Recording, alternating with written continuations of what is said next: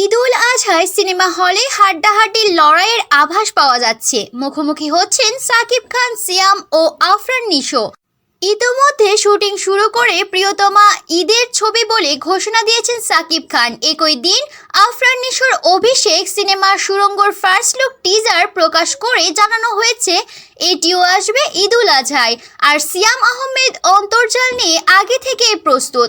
গত 11 মে সাকিব খান প্রিয়তমার প্রথম দর্শন প্রকাশ করে জানিয়ে দেন তিনি ঈদুল আজহায় আসছেন। ছবিটি পরিচালনা করছেন হিমেল আশরাফ। এর আগে সুলতানা বিবিয়ানা পরিচালনা করেছেন তিনি। হিমেল আশরাফ বলেন, পুরোপুরি উৎসবের ছবি এটি। আগামী ঈদুল আজহার জন্যই নির্মাণ করেছি। সাকিব ভাইয়ের লুক প্রকাশের পর থেকেই হল মালিকরা ঈদের জন্য ইতোমধ্যে বুকিং দেওয়া শুরু করতে চাইছেন।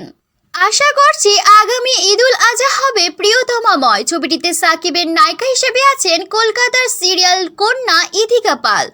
ঈদ উল ফিতরে মুক্তির কথা ছিল সিয়াম আহমেদ অভিনীত সিনেমা অন্তর্জাল, কিন্তু কাজ শেষ না হয় সিনেমাটি মুক্তি পায়নি। এই সিনেমাটি এবার মুক্তি পাচ্ছে ঈদুল আজহায়।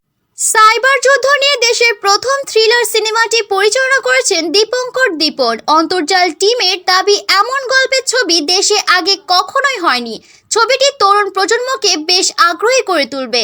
ছবিটির কেন্দ্রীয় চরিত্রে অভিনয় করেছেন সিয়াম আহমেদ, বিদ্যাসী নামিম, এবিএম সুমন, সুনেরা বিনতে কামাল ও টোটো। অন্যদিকে সুড়ঙ্গ নামের ছবিটি পরিচালনা করেছেন রায়হান রাফি। এই ছবির মাধ্যমেই নাটকের জনপ্রিয় আফরান নিশোর সিনেমায় অভিষেক হচ্ছে।